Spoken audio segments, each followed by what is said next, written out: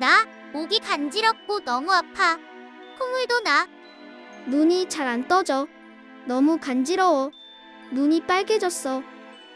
얘들아, 오늘 미세먼지 농도가 매우 나쁘니 밖에 나가면 위험해. 미세먼지가 뭐예요?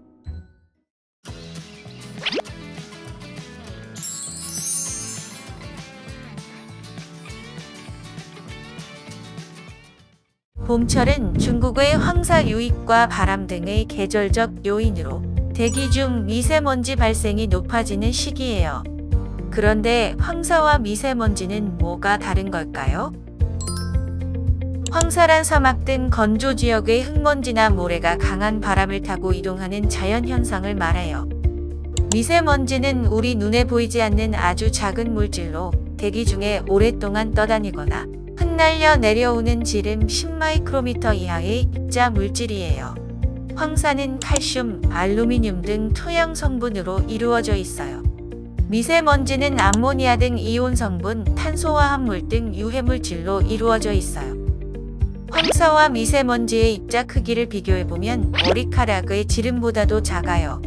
그렇기 때문에 황사와 미세먼지가 호흡기를 통해 우리 몸에 들어오면 다양한 문제가 발생할 수 있어요.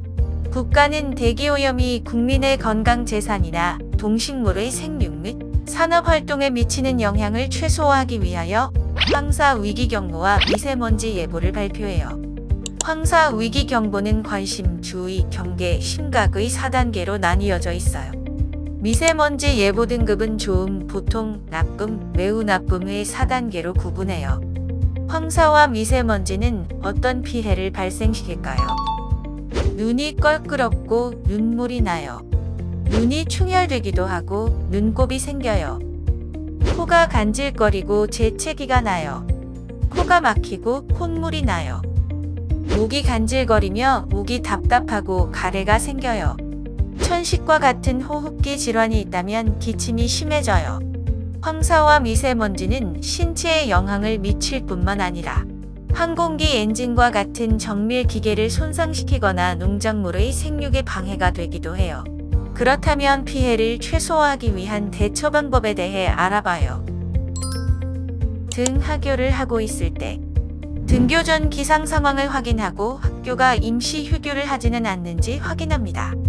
외출 시에는 마스크, 보호 안경, 긴 소매 옷을 착용합니다. 황사와 미세먼지가 짙을 때 앞이 잘 안 보일 수 있으므로 교차로, 횡단보도 등을 걸을 때 안전에 유의합니다. 학교에 있을 때 황사와 미세먼지가 발생하면 창문을 닫고 바깥 활동을 자제합니다. 눈이 가려울 경우 손으로 만지지 말고 물로 씻거나 점안제를 사용합니다. 목을 축이는 정도로 물을 자주 섭취합니다. 가정에 있을 때 창문을 닫고 실외 활동을 자제합니다. 귀가 후에는 손발을 씻고 양치질을 하는 등 개인 위생을 철저하게 관리합니다. 황사와 미세먼지 종료 후에 실내 공기를 환기시킵니다. 이상 증세가 발견되었을 때 황사, 미세먼지 관련 질환 증상이 있을 경우에는 즉시 부모님, 선생님께 말씀드립니다. 증상이 심할 경우에는 병원에 가서 치료를 받도록 합니다. 황사, 미세먼지 발생 순간에는 적절한 판단이 어려우니 평소의 행동 요령을 숙지해 대응하도록 해요. 황사와 미세먼지가 실내로 들어오지 못하도록 창문 등을 점검합니다. 실내 공기 정화기, 가습기 등을 준비합니다. 포장되지 않은 식품은 오염되지 않도록 위생용기 등에 넣습니다. 외출 시에는 보호 안경, 마스크, 긴 소매 의복 등을 준비합니다. 마스크를 구매할 때는 KF 숫자를 잘 확인해야 해요.